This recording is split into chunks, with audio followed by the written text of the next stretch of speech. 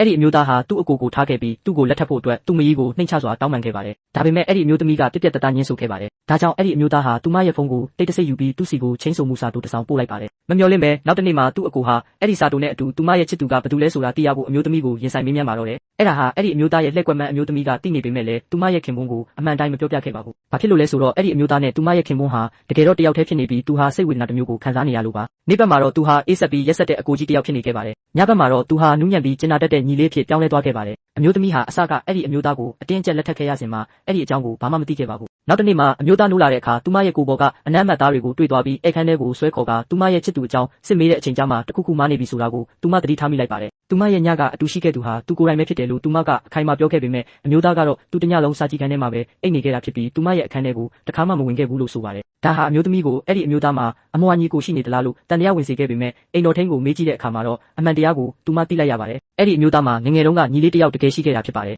ဒါပေမဲ့ငလင်လုံးနေစဉ်အတွင်းမှာအမျိုးသားဟာသူ့ညီကိုအချိန်မီမကယ်တင်နိုင်ခဲ့တာကြောင့်အပြက်စီးပုံတွေအောက်မှာတေဆုံးသွားခဲ့ရပါတယ်အဲ့ဒီစိတ်တန်းရကြောင့်အမျိုးသားမှာဒုတိယမြောက်စိတ်နေစိတ်ထားတစ်ခုချက်ချင်းဖြစ်ပေါ်လာခဲ့တာပါအမျိုးသားရဲ့ဝမ်းနည်းစရာကောင်းတဲ့ငယ်ဘဝအကြောင်းကိုသိလိုက်ရပြီးနောက်အမျိုးသမီးဟာသူ့ပေါ်အလွန်တနာသွားခဲ့ပါတယ်သူမကသူ့ကိုရင်ခွင်ထဲမှာနူးနူးညံ့ညံ့ပွေ့ဖက်ထားခဲ့ပြီးအမျိုးသားဟာဇနီးတဲ့ရဲ့ရင်ခွင်ထဲမှာအေးအေးချမ်းချမ်းအိပ်ပျော်သွားခဲ့ပါတယ်အိမ်မက်ထဲမှာတော့သူဟာသူ့ရဲ့ညီလေးနဲ့ဆုံခဲ့ပါတယ်အပြစ်ရှိတယ်လို့ခံစားနေရတဲ့အတွက်သူ့မှာရှိသမျှအရာအလုံးကိုညီလေးကိုပေးဖို့အစဉ်သင့်ရှိနေတယ်လို့သူကပြောခဲ့ပါတယ်ဒါပေမဲ့မမျှော်လင့်ပဲသူ့ညီကလှည့်ကြည့်ပြီးမင်းရဲ့ဇနီးကငါ့ပိုင်ဖြစ်နေပြီလို့ပြောလိုက်ပါတယ်အဲ့ဒီစကားကအမျိုးသားကိုချက်ချင်းလက်နိုးသွားစေခဲ့ပြီးသူဟာနောက်ဆုံးမှာတော့သူ့ရဲ့ဒုတိယမြောက်စိတ်နေစိတ်ထားနဲ့ပတ်သက်တဲ့အမှန်တရားကိုသိရှိသွားပါတော့တယ်